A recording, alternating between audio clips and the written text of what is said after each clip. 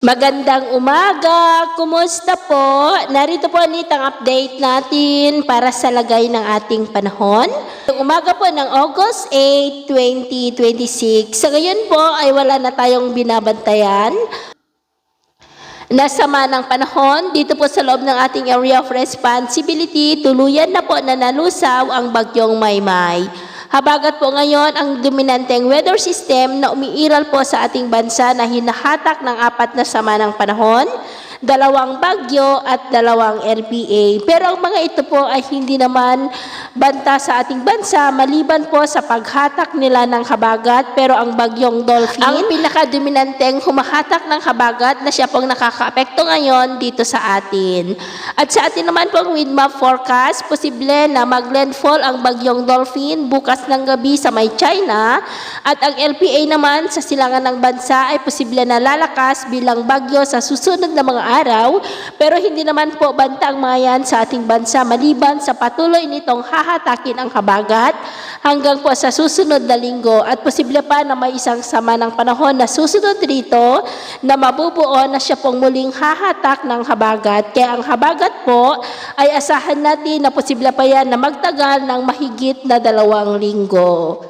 At ito naman po ang pinapakita ng forecast model nating ginagamit hanggang po sa susunod na 2 linggo. At sa lagay ng ating panahon, ngayong madaling araw ay may mga isolated rains, dulot ng habagat sa ilang bahagi po ng Ilocos Region, Central Luzon, Metro Manila, Cavite, Batangas, Mindoro, Northern Palawan, Legazpi, Antique, Romblon, Iloilo, Negros, Tagbilaran, Southern Leyte at Zamboanga del Sur. At mamaya po ay sisikat naman ang araw sa malaking bahagi ng bansa, lalo sa silangan. Pero dahil sa habagat, ay asahan natin ang maulap na kalangitan with isolated rain sa may Ilocos Region, Cordillera, Central Luzon, lalo po sa kanlurang bahagi, Metro Manila, Calabarzon, Legazpi, Mindoro, Romblon, Aklan, Antique, Iloilo, Negros at Zamboanga del Sur. At mamayang hapon po, mas maraming lugar ulit ang makakaranas ng mas maulap na kalangitan with isolated rains,